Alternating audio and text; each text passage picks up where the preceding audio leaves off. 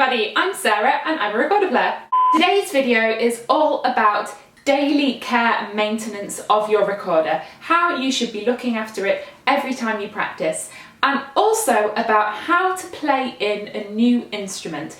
This is a question I get asked a lot. So the second part of this video will be all about how to play in your new recorder that you've gotten and you don't want to ruin by doing something wrong. Don't worry, that won't happen. So if you have a wooden recorder, wood is a living, breathing organism when it's part of a tree, and when it is part of a recorder, it still needs special care in order to keep it in tip-top condition. Recorders are a bit different than some other instruments in that they do have a lifespan. It's made of wood, you're blowing in warm, moist air, the recorder expands, it cools down and dries out and contracts, and this continual expansion, contraction eventually takes its toll on the poor instrument. My last alto lasted me about 8 or 9 years, but I was really playing it a lot with a lot of contemporary music, like so yeah.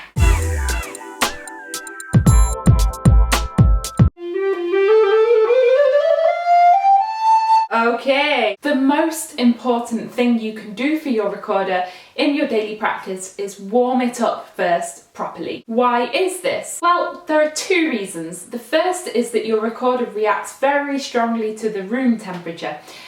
Most recorders are tuned around 20 degrees. If the temperature is lower, it will be flatter.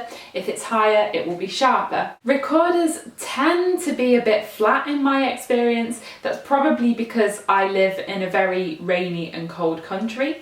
So I always make sure to warm up my instrument first, just to keep the pitch up, especially if you're playing with modern instruments. And the other reason is actually more important, and that is to do with moisture and condensation. So when you blow into the recorder,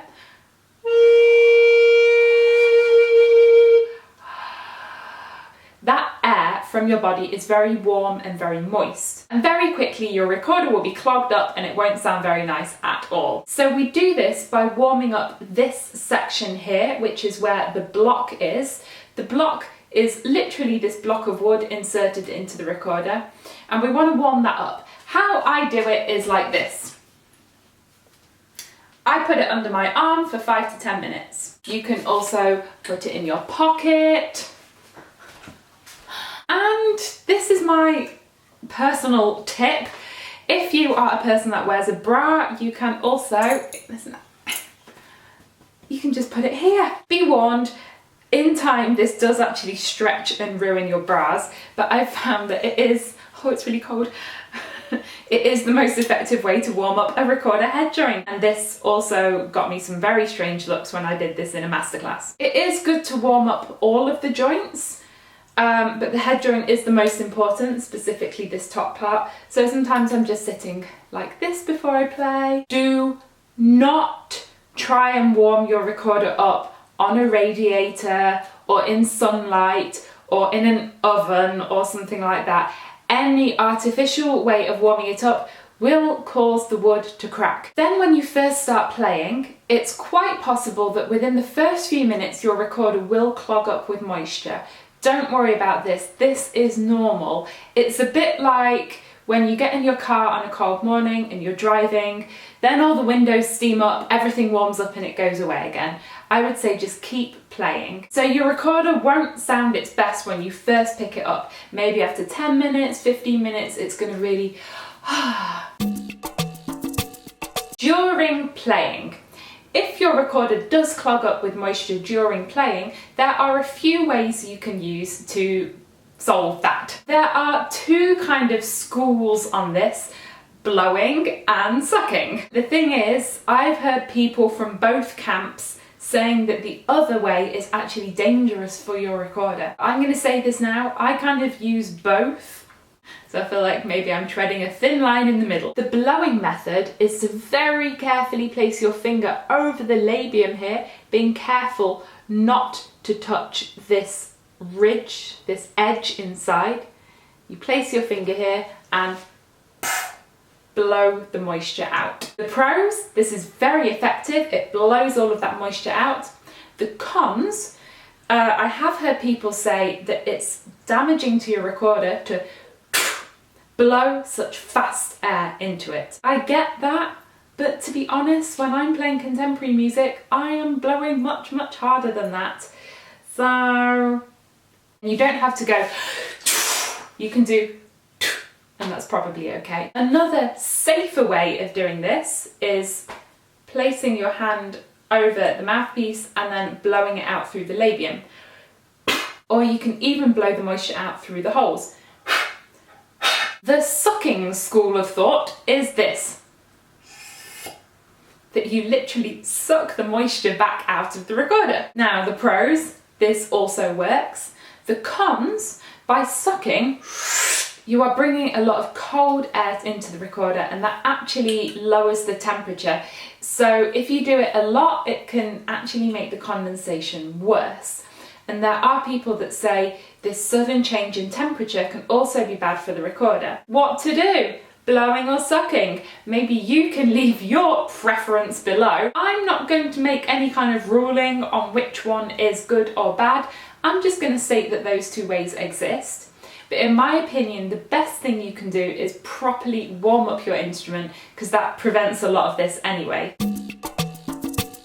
At the end of your practice, it's so important to dry your instrument properly. You could use one of these. This is like a kind of fluffy thing on a stick, and what you do is take the joints of your recorder and dry them like this. Just put it in, give it a twist and pull it out.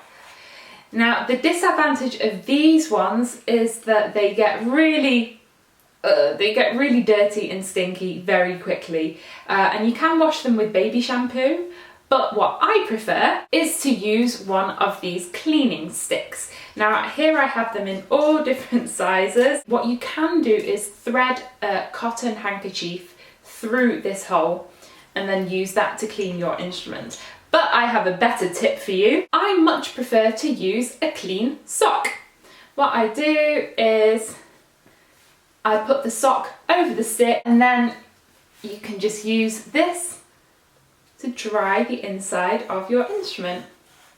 The advantage of this is that when the sock is inevitably dirty, you can just throw it in the laundry. And yes, it is good to dry out all of the different joints of your recorder, not only the head joint, even though the head joint will be the most wet. And then make sure you leave your recorder out to dry. Don't pack it away in its case until it is completely dry, otherwise it can go mouldy. And I actually recommend leaving your recorder standing up to dry. That way all of the moisture can drain out. You can buy these really handy recorder stands from a lot of music shops. Down there. There we go. What do you do if you're in a rehearsal and you have to leave? Well, it's not ideal, but your recorder isn't going to immediately implode. What you can do is just dry it out with your recorder sock as best as you can, and then you can speed up the process by doing this. And some recorder teachers even recommend doing this sucking thing after every practice for about 10 minutes to make sure it's really, really dry. And then the last thing for daily care of your instrument, what do you do if the joints are too tight or too loose? If they are too tight, then you have to grease them up a little bit. You can get recorder cork grease either in stick form or in lip balm form. This is basically Vaseline, and you do a very thin layer onto the joint of your instrument. You don't need a lot. Just twist in one direction, that makes it easier. Very easy. And if the recorder joint is very loose, you can get some cotton thread and wrap it around it. Or if you're in an emergency situation in a rehearsal, you can use a piece of paper and that just tightens it up. There is also something called anti-condense solution. This is basically a solution made up of water and washing up liquid. If your recorder is getting very, very clogged up all the time, you hold it like this and you just do a few drops into the hole here, into the labium, and that runs down through here and it basically forms a film, and that helps your recorder to just get rid of the moisture and not to absorb all of it. That was all about wooden recorders, but what about plastic ones? Well, a plastic recorder, you still do need to warm up, because if it's cold, it will form condensation very quickly. You're going to use the same process of warming up, but it's really important to dry it out afterwards. If you don't dry out your plastic recorder, it's going to get really, really gross. What I like to do every so often is give my plastic recorders a bath. Get a sink full of lukewarm water, lots of bubbles, and yeah, just give it a wash. Then these kind of things are actually really handy for giving your plastic recorder a soapy bath. And it's quite regular that I march my little recorder students to the bathroom where we give their recorder a clean because it's full of crisps. Okay, so that was all about daily care of your recorders. But what happens when you first have a new recorder? It says everywhere that you should play it in. But what does that actually mean? Did you know that the wood used to make recorders actually has to be dried out for years before the recorder maker can start working with it? I think it's something like 10 to 15 years. Wood is full of water, it's full of sap. By the time you actually get your new recorder in your hands, the tree was probably cut down 15, 20 years ago. You have this new recorder and you're going to be blowing warm, wet air into this. This is going to be a bit of a surprise for the wood. In the beginning, the wood is going to absorb a lot of water, and if it absorbs too much, it can warp, and that we do not want. And the dimensions on the inside of the head joint have been very precisely carved by the recorder maker, and if they change too much, the sound of the recorder will really be affected. So most recorder makers will actually make the dimensions on the inside of the recorder a bit bigger than necessary because the wood is going to swell up, so they do account for it, but we do have to play it in carefully.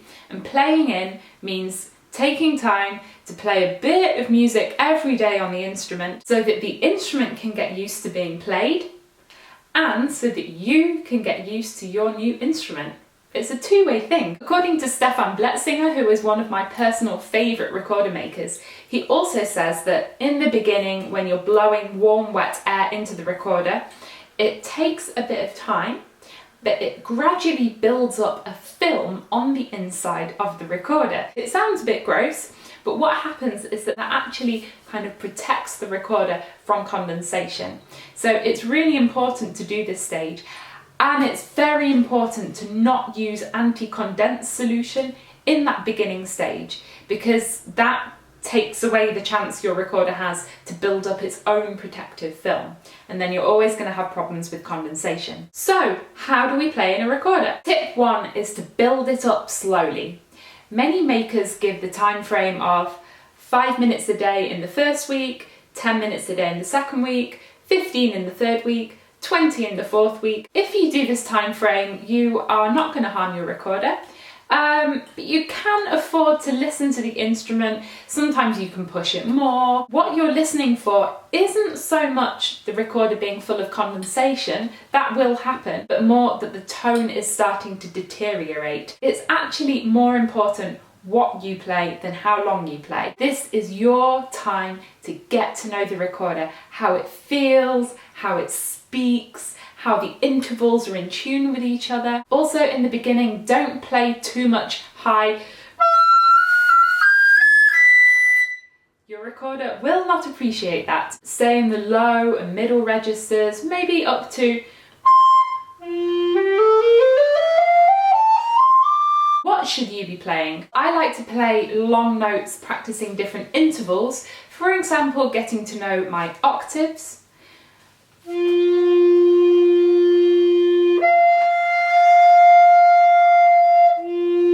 And fifths.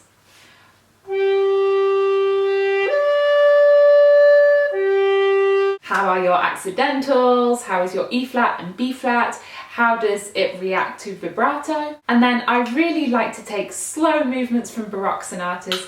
These are beautiful to play anyway, and they often have a lot of chords and a lot of scales, so they can really help you to get to know your instrument. A really great passage to play in with is the start of Handel's Sonata in C major.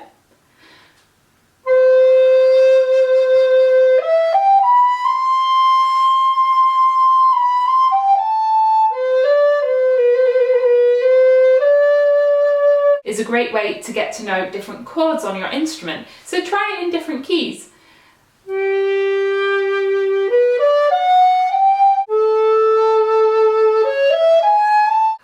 It's a really nice transposing exercise as well. And at random points you could just stop and hold a note for a while just to enjoy the sound of that note.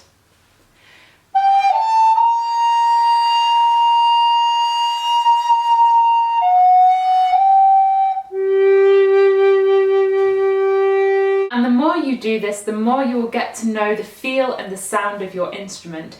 And after a couple of weeks, you should be able to feel how far you can push. But don't worry, it's not going to explode if you do the wrong thing. Just maybe play on the safe side for a little while you're getting used to it, and every subsequent recorder you have to play in, it will feel a bit easier. And then the question, do you have to play an instrument in again? Like if you've not been playing it for a while? Well, yes and no. If you haven't played an instrument for a while, it will feel a little bit tired in the beginning just because it's not used to being played daily. So yeah, it takes a couple of days to get back into it, so be kind to your instrument in that time.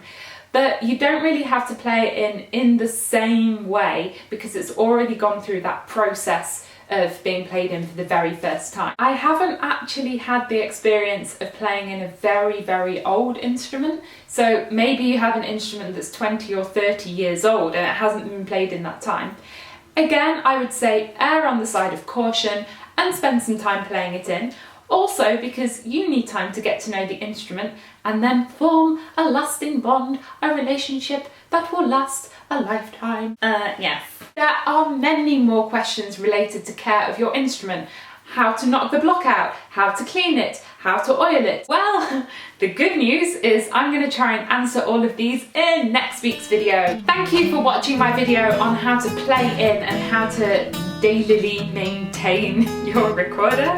If you're not subscribed to my channel already, please do so. You can click on my face down here if you just give it a little tap. Ooh, I'm going to put a link to my video on warming up breathing, because these exercises can also be used when you are playing in a new instrument. Thanks for watching and have a nice day. Bye!